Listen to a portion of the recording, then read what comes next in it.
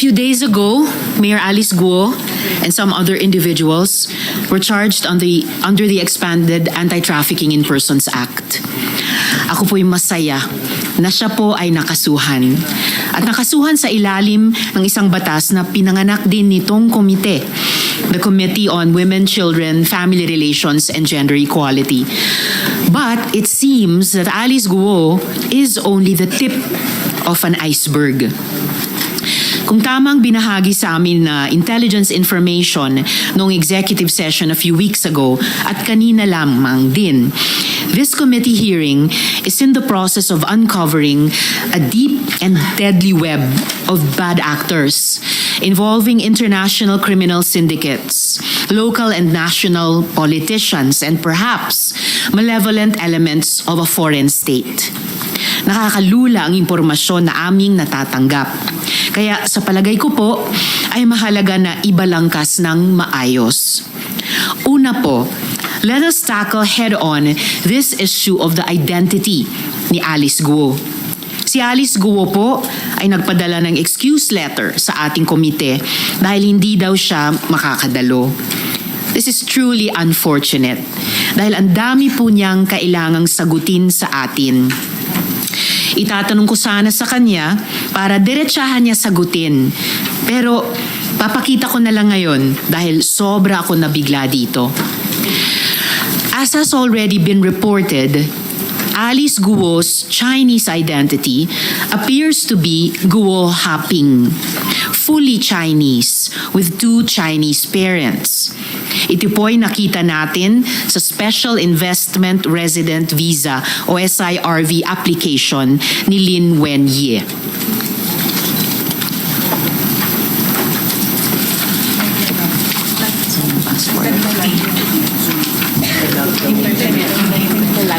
Okay, naglalag yung internet natin. I'll proceed. I wrote to the NBI to request the biometrics data of both Guo Haping and Alice Guo, looking to compare their fingerprints. Atin pong nakuha ang kanilang fingerprints at sa kasalukuyan ay ito ay ina-analyze. Ngunit po, salamat sa maagap na tugon ng bagong NBI Director, Jaime Santiago, nakuha din po natin ang impormasyon na may... Ito na ba? Ito yung una dapat? Apo, ito po yung una. Ito na po yung... Tuloy-tuloy na lang. Okay. Nakuha din po natin na may Alice Leal Guo na nasa database ng NBI. Ito po ang Alice Guo na yon. Friends, I want you all to take a good hard look at this document. Same ang birthday sa birth certificate ni Alice Leal Guo na tumakbong mayor, July 12, 1986. Pareho ang spelling ng pangalan, pero ibang-iba ang mukha.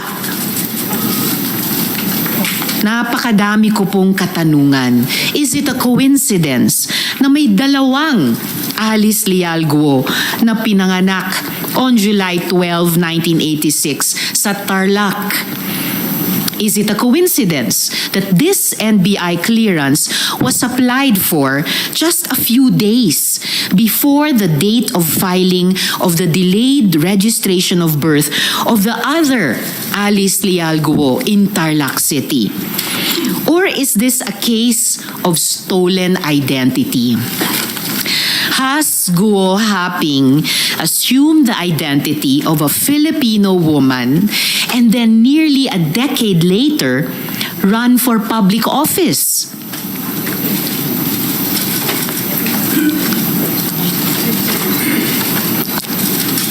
Sino po ang babaeng ito na may pangalang Alice Leal Guo pero hindi kamukha ni Mayor?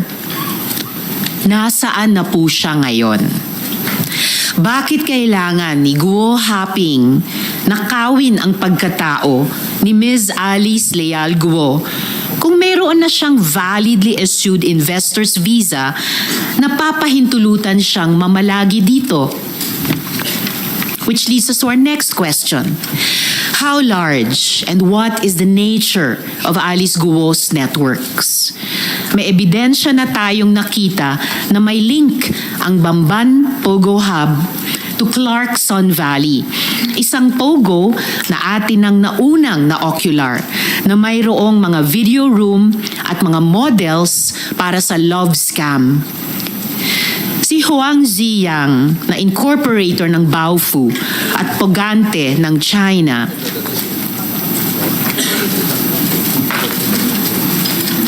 ay incorporator din pala ng Sun Valley Clark Hub.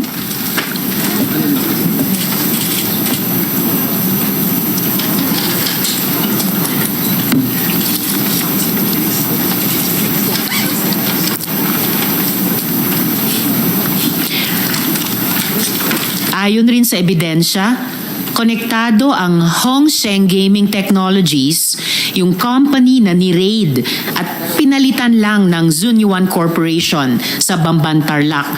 Konektado ang Hongsheng at ang ni-raid ng PAOK na Pogo sa Porac, Pampanga. Paano nangyari yun? Ayon na rin sa mga papeles na nakolekta sa raid, sa pamamagitan yan ni Dennis Cunanan, dating Deputy Director General ng TLRC na may criminal conviction for corruption.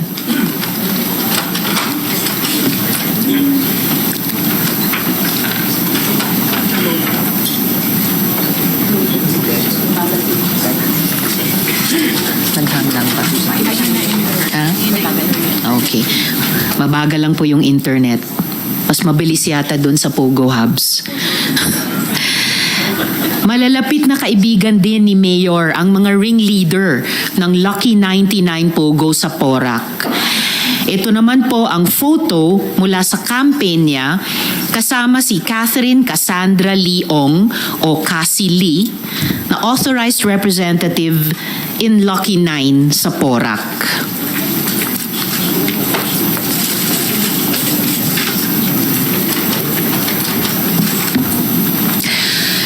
May isa pa kaming nakitang connection na nakakabahala dahil may kinalaman sa isang napakalaking investigasyon ng Senadong ito noong nakaraang Kongreso pa. Ilalabas po natin ito sa tamang panahon. At ang huling gusto kong masagot na tinatanong na rin ng buong bayan, sino ba ang protektor ng mga pogo na ito? Gaano po kataas sa food chain ang mga protector?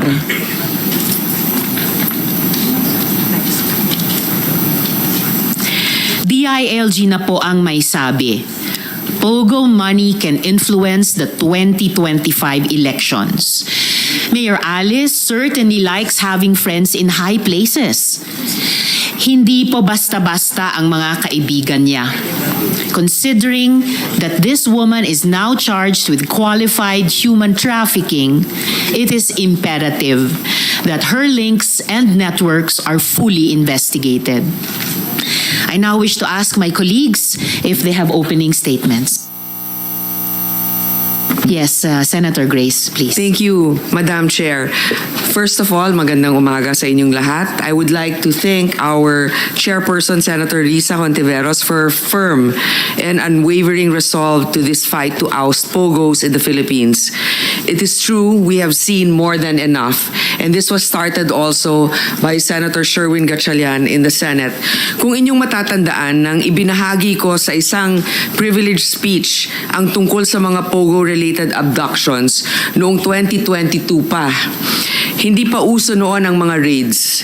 Ang meron lang tayo noon ay mga reports of kidnapping, accounts of assault.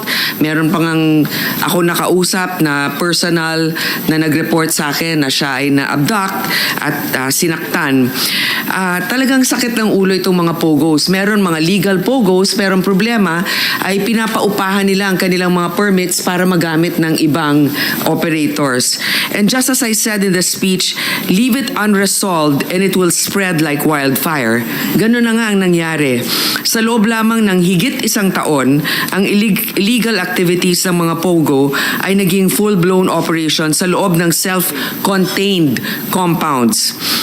binaha tayo ng ebidensya sa kung gaano kabaluktot at kasalimuot ang tunay na mundo ng Pogo. Nakita natin sa loob ng Pogo Hubs ang mga complex na mga prostitution dens na pinapaandar ng human trafficking. Nakita rin natin ang hile-hilerang computers at smartphones na naghihintay lamang na susunod na biktima at mga SIM cards at text blasters na para bang kinukot niya pa tayo matapos nating maipasa ang SIM Registration Act. Madam Chair, hindi na ako pupunta sa mga detalye sapagkat talagang very exhaustive ang iyong pag-iimbestiga dito. Nais ko lang sabihin na ipinalabas nito na may korupsyon at nanganganak ng korupsyon at nasasama pa ang mga tao sa gobyerno dito. Meron mga pag-uusap ng national security risk, pero wag natin ilihis ang pag-uusap sa kung ano ba talaga ang nanggagawa ng Pogo. Kaya I reiterate my call together with our colleagues that have signed the resolution that has been proposed by Senator Gatchalian. Please, we have to ban Pogos. Iban na natin ang Pogo dahil hindi natin sila kayang bantayan. Hindi napapakita natin na ang ating gobyerno ay nahihirapan dahil nga may mga protector sila. Pero kung may nagsabi na ban na ang Pogos, mas madali na natin matutunton. Pag may operation, hindi kayo pwede dyan. Ganun lang kasimple yon. Thank you, Madam Chair. Thank you very much, Sen. Grace. Sen. Sherwin. Thank you, Madam Chair. Magandang umaga po sa lahat. Parang hindi na ho tayo natututo dahil wala pang 6 na buwan nagkaroon na ng pangalawang raid sa Porac naman. Yung nangyari sa Bamban, March of this year, 2024, nagkaroon ng malaking raid. Nakita natin kung gaano kalaki yung Pogo Hub na ipinatayo sa Bamban. Nakita rin natin na merong nangyaring human trafficking, merong nangyaring torture, merong nangyaring prostitution.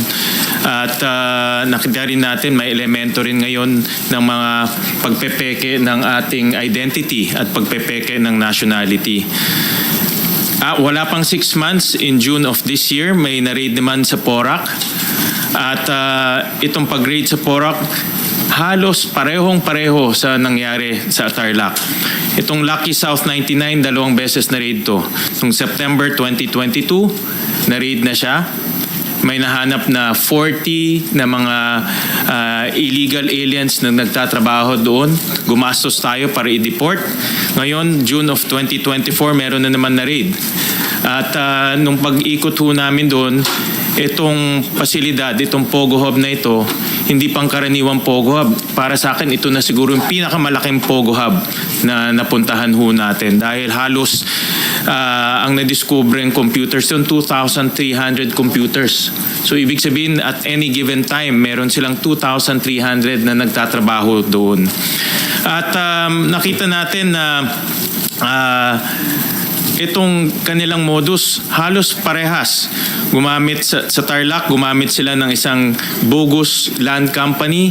Dito rin sa Porac, gumamit rin sila ng mga bogus companies na ang kanilang mga incorporators ay nasa bogus address, hindi alam kung ano ang ginagawa. At nakita rin natin na nagagamit na ngayon yung late registration para daan at makagawa pa na mas maraming krimen dito sa ating bansa. Importante itong late registration kasi nakikita natin na nagiging Pilipino, yun hindi dapat maging Pilipino. At kung naging Pilipino ka, pwede ka nang bumili ng negosyo, pwede ka nang bumili ng lupa, pwede ka nang magtayo ng iba't ibang negosyo, pwede ka nang kumuha ng NBI clearance at pwede ka na rin tumakbo bilang public servant. Kaya mga kasama, paulit-ulit nilang nangyayari ito. Sa Bamban, 2 beses na raid. Dito sa Pampanga, 2 beses rin po na raid. At hindi hihinto itong mga criminal syndicates, itong mga sindikato, dahil ang laki ng perang pumapasok at umiikot.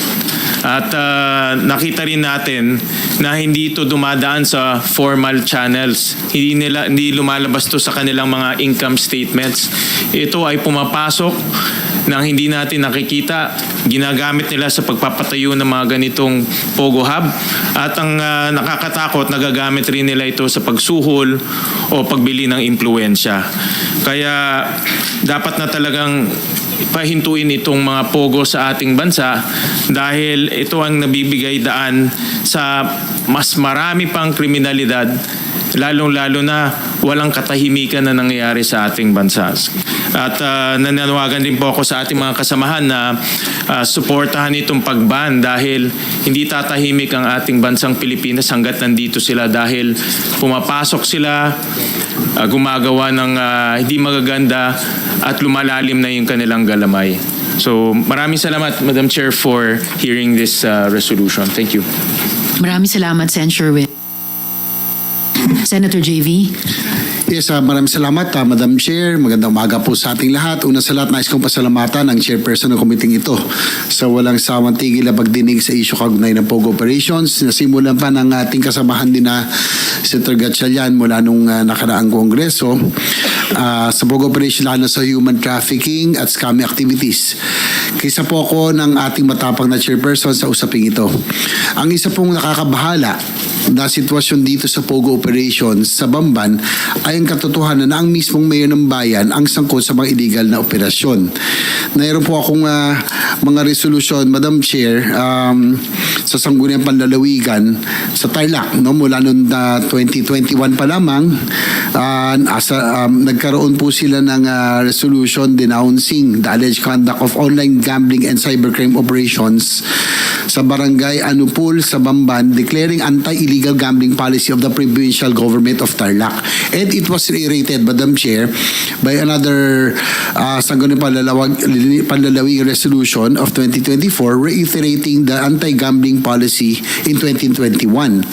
So ang nakakabahala dito at nakausap ko rin po ang ating gobernador, Susan Yap, na doon lang po talaga sa Bamban nagkaroon ng Pogo Operations. No, dahil nga po, polisiya ng provincial government ang hindi po nila sinusuportan ang online gaming at gambling operations. So nabahalala po ako kasi po kay tulad din ni Senator Gatchalian, ako po ay member ng NPC. Kapartido pala namin si Mayor Alice Guo. No? At gusto ko rin sanang malaman, Madam Chair, kung paano yung kanyang assent to power to local government. Kasi nakakabahala po ito. We can already see that she ran for office para po proteksyonan ang negosyo ng mga pogo sa Bamban. At siguro kailangan natin malaman yung naging history. Sayang po wala siya. Siguro if there will be another hearing again, Madam Chair, I suggest we invite also the former mayor na mukhang siya po ang naging susi kung paano nakapasok si Alice Go bilang sa political scene ng Tarlac, lalo sa True Bamban.